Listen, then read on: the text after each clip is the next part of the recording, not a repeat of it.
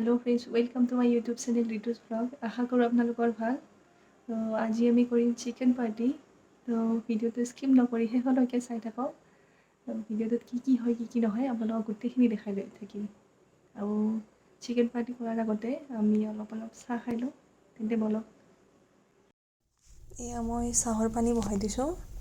তাৰপাছত ইয়াতে দি দিম আদা আৰু গেছত পুৰি লোৱা তেজপাত। তাৰপাছত আমি চাহখিনি খাই লওঁ।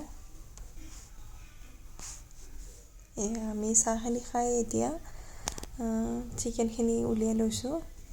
এয়া দুটা হয়, গোটাকে মানে নলওঁ, আমি কাটি ল'ম। এয়া আমাৰ কাটা প্ৰচেছটো হৈ আছে।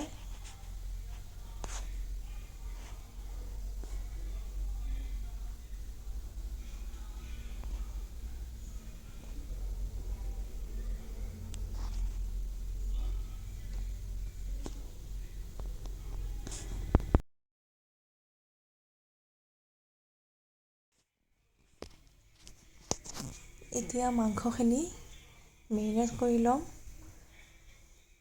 লৈ 1 ঘণ্টামানৰ কাৰণে থৈ দিম। থৈ দি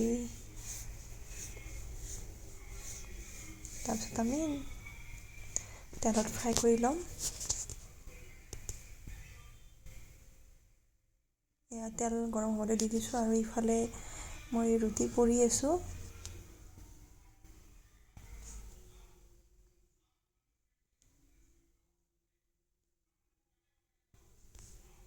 এইটো আমি কেৰাহীত প্ৰথম পিচটো বহাই দিছোঁ।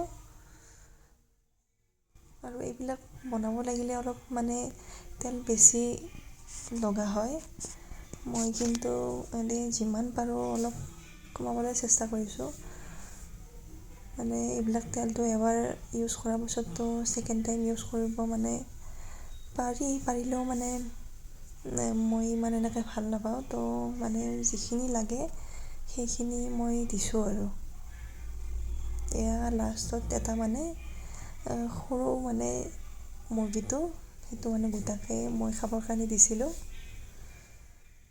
তো আমাৰ এয়া চিকেন ফ্ৰাইখিনি ৰেডি হৈছে। তো আমি এতিয়া খাওঁ। আৰু ভিডিঅ'টো যদি ভাল লাগে লাইক ছাবস্ক্ৰাইব কৰি